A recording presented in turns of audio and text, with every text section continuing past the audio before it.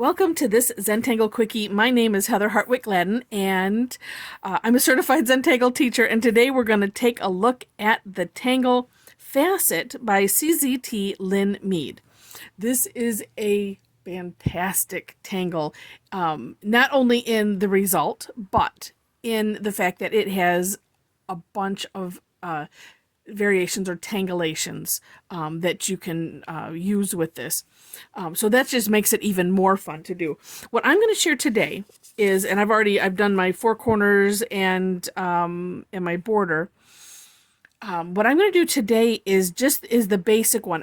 So in the description will be a link to my step out, as well as a link to the tanglepatterns.com entry where Fassett is located, because she has a bunch of variations on there. And I thought I want to, keeping in line with the Quickie idea, I'm going to just do this one. If you have a request, feel free to leave it in the comments, and I will do that.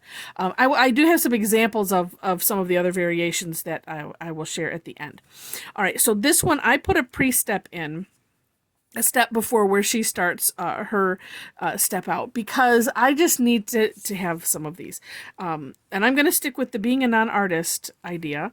And I know some are like, don't say that, because like my work, work is beautiful. You're an artist. It's like, it's more of a mental thing, the frame of mind of an artist versus a non-artist type of thing. So, and that's why I'm sticking with that. So, and especially because I know a lot of people that are also in the same boat, and I want to make sure that, that you know, and that we're speaking the same language. So the pre-step is this. I'm just going to put some dots, and I'm going to use my pencil, and I'm actually twisting it just a smidge just to have a little mark on the page. All right, and I'm going to just leave it at that for now. If you've done the Tangle Munchin, it's similar to that. All right, so once you have some dots on the page, and and they're kind of random, and I tell you, sometimes I have even a trouble with that.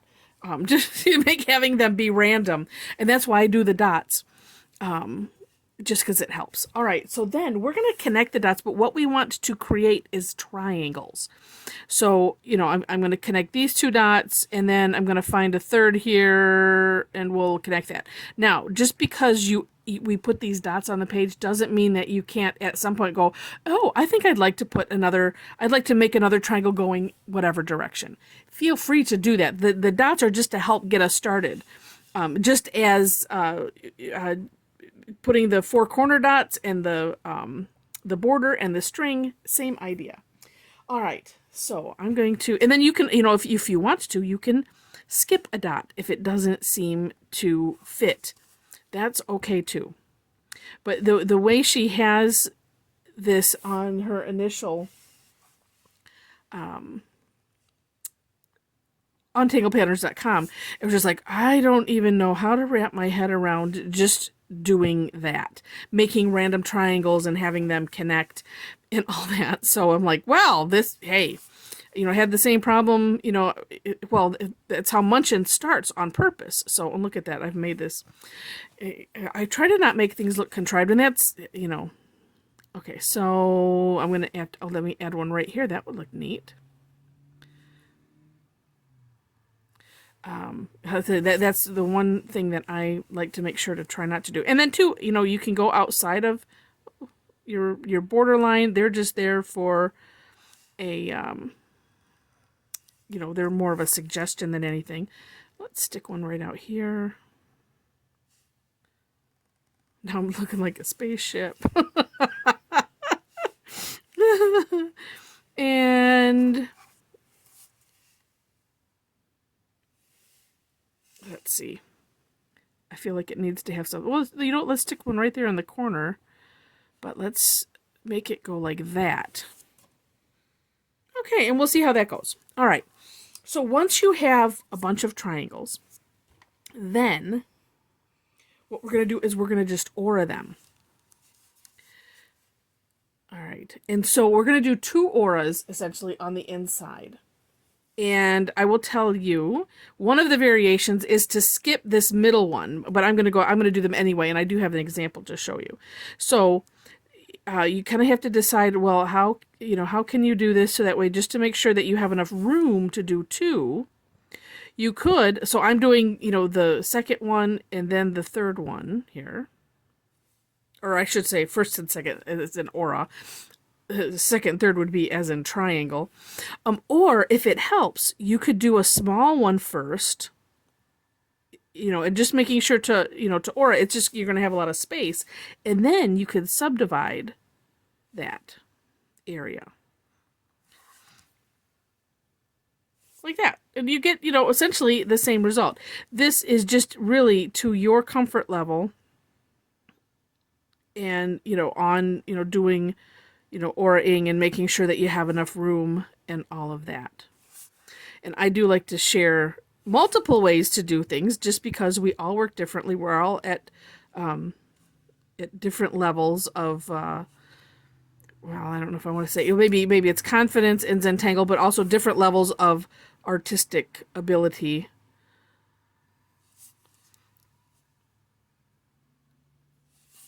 That's probably not even right either. I don't know what you,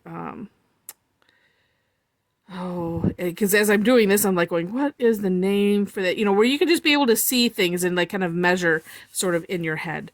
That's not necessarily even an artistic quality.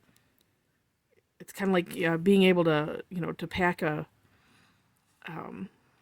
car well, and you have that, like the, gosh, there's a name for it, that visual acuity, to be able to just kind of line things up and see things without necessarily having to, measure.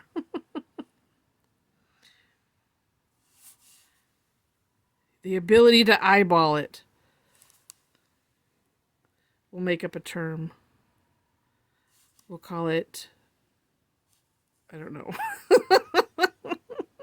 Eyeball itness. And now I'm making you all laugh if you're doing this with me, and so I'll apologize that if your lines got messed up. All right, you know what? I think I'm going to connect these two right here just because I feel like it. And we'll add another one there. Yeah, there we go. All right. So then the next step, once you have all of your, triangles done, is we're going to go from corner to corner, and we're gonna basically draw lines and connecting these corners. So I'm gonna start on this corner right here, and I'm gonna pause a little bit and pick up from corner to corner, because if you were to aim for just drawing a straight line, like right there, see, that would not work. So aim for corner to corner, because if your corners are, not exactly lined up, this is what makes it, we'll call it forgiving. Actually, well, forgiving is one way to think about it, but the other way is that it makes it so that way it doesn't matter if, if something is shifted a little bit, which also, hopefully, knowing that now, then when you do this tangle again, knowing that, then it's like one stress reliever that you don't have to worry. Just aura the lines and leave it at that, and don't even think about it. And then if something kind of like that happens, then just touch it up. All right. And it's extra good because, like, here, for whatever reason, my line went weird, and oh, look it, you don't even know that. And I didn't notice it until I was doing this. And then sometimes too, like my lines like here didn't match up. Well, that fixes that as well.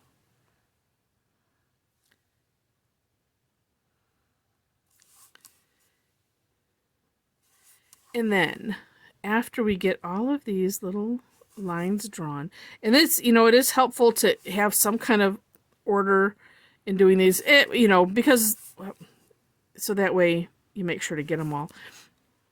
Although it doesn't really matter, because when go to do the shading, that's usually what I end up finding is, the ones that it's like, oh, how on earth did I miss that? It happens.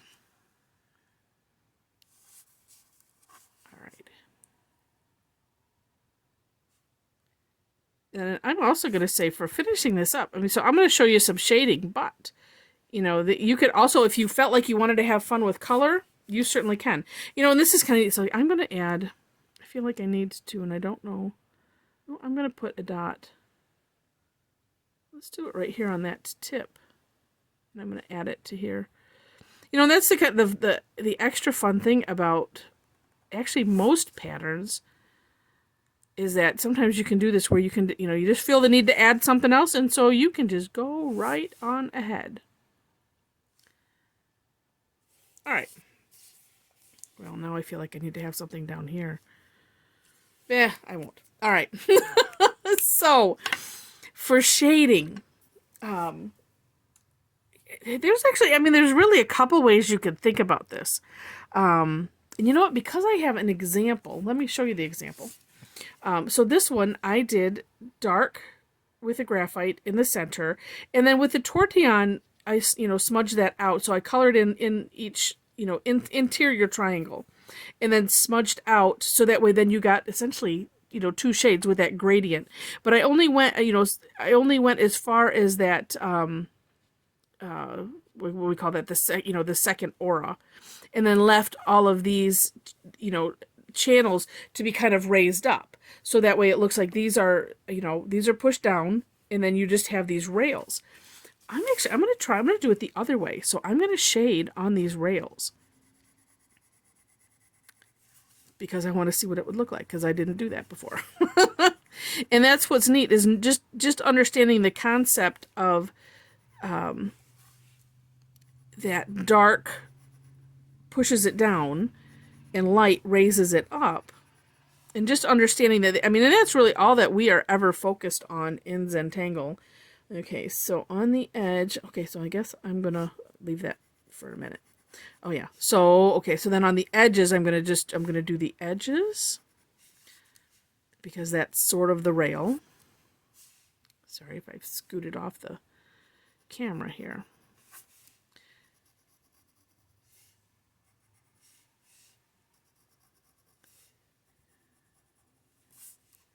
And in case you didn't know, in case this is the first video that you've watched of mine, your introduction to Zentangle, if you are, if you do have art skills and you do understand the looking at light source and all of that, we're just focused on creating contrast or drama, whichever way you want to think about it. And so that's what we look for. So sometimes, and I'm just going to guess, and actually from some artists that I know that like to do Zentangle, sometimes it's a nice freeing exercise where you can explore other things. And so I'm kind of just doing a pushing motion with the tortillon, because it's still spreading it out, but excuse me, because my tile is small and the work is small, I want to be careful I want to keep it away from, well, actually, you know what, it could go into that second one, but I'm just going to push this for right now, and then we'll see. Sometimes I like to do things in steps, because, in our Zentangle kits, we don't have erasers, and I don't use them. So, it's like one of those, there's nobody watching. But I personally like the challenge of just living with what happens, and which is part of the reason that we don't put erasers in our kits, that or rulers. Yeah, so so I'm letting it just kind of naturally fall into that this second aura, and I might come back and just push it a little bit more on purpose. The thing I didn't want to have happen was have it, oops, and I didn't even put any graphite there, but look, I've got enough left on my tortillon to fill that. All right. Yeah, speaking of orders, like I should have had some kind of order in how I was putting that on, because then I'm like, well, did I get it all? I just don't know. Let's see. Ooh, that's kind of neat, but I think I am going to just, let's see. And then with just a light, okay, I'm going to bring it down just a little bit. And then I might go back and just add some more darkness just so we have that nice gradient. So I want it light here, but then bright, you know, for that top. So that way we get the impression that, yeah, that all of these lines that they have sunken down. And sometimes to get that effect, I mean, you do have to have that gradient and have things kind of go over, you know, like this, you know, kind of where the gradient is going into that second one, just not the very center. And then again, like I said, I probably will have to just add a little bit more graphite, just so that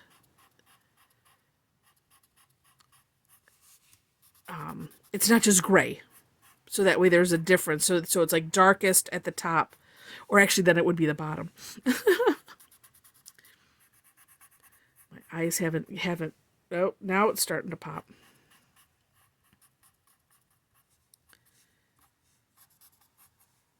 Oh, this one isn't yet.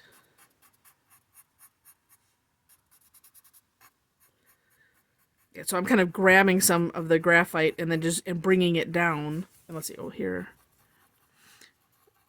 And then I think I will just do that really quick. And then, you know, the temptation that is, you know, we have to avoid is going like with your hand. Because then we get graphite just all over the place. You know, and actually, I mean, I could even really make this, that first section, more of just that first section dark. Versus I'm just kind of doing it on the line. But I'm trying to, you know, bleed it over just a little bit. And let's see. Oh, neat. Looking at it through the camera. There is something neat about when you look, either taking a picture of your work or even, you know, looking at it in a mirror. Just something about that, because like our eyes play tricks, and too, when we're working on this stuff, we're really focused on you know, on what we're doing, and sometimes we don't really see everything, and it's just nice to have that extra look that way. You know, we do talk about holding your tangle at arm's length and you know, and taking a nice look at it, just to see, you know, maybe what else needs to be done, if anything. Yeah, that looks neat. So now it kind of looks like, you know, my eyes are still seeing it the other way. At some point it'll flip. But you know, where you know, these are I don't know, like gems that are, you know, stuck next to each other, but you know, where these peaks are up at the top. So so anyway, so there we have it. And so this, again, this was doing it the opposite way. So then we see these rails are raised up versus pushed down in this one. And then this is one, I believe, yes, this was done on a grid. Actually, it's one of our, oh, let me back this up too. Sorry about that. Our Zentangle's 3Z triangle tiles. And I put, I don't know if you can see, I colored it in, yeah, you can sort of see, with a, Sakura has these really cool, clear, blingy pens. I can't think of the name. Sparkly, you know, it has kind of has glitter in it, but it's clear. I mean, so you're really just seeing the color of the glitter, and they're just really, really neat. So I used that instead of shading, and that turned out neat. But you can see the definite organization, you know, because all of the triangles are, for the most part, they're similar, versus being random. And so that creates a really, really neat effect. So that's one of the variations she has on there. And then I mentioned that you could leave out this middle one. And so just doing that center aura and then coloring it in, and then you get this. So it makes it completely different. And this was also a random, the random pattern but leaving out that middle aura, so just doing the very inside. Super neat effect. So all of that from one tangle. It's just amazing. So with that, again, in the description, you'll find links for step outs for these variations, as well as ways to connect if you so desire, if you really enjoyed this video, and I hope you did. Comments are always welcome, and click the like button, and if you haven't subscribed yet, we'd love to have you subscribe, and so that way you can be notified when I put up more videos. All right, so with that, I'm going to wish you very happy tangling.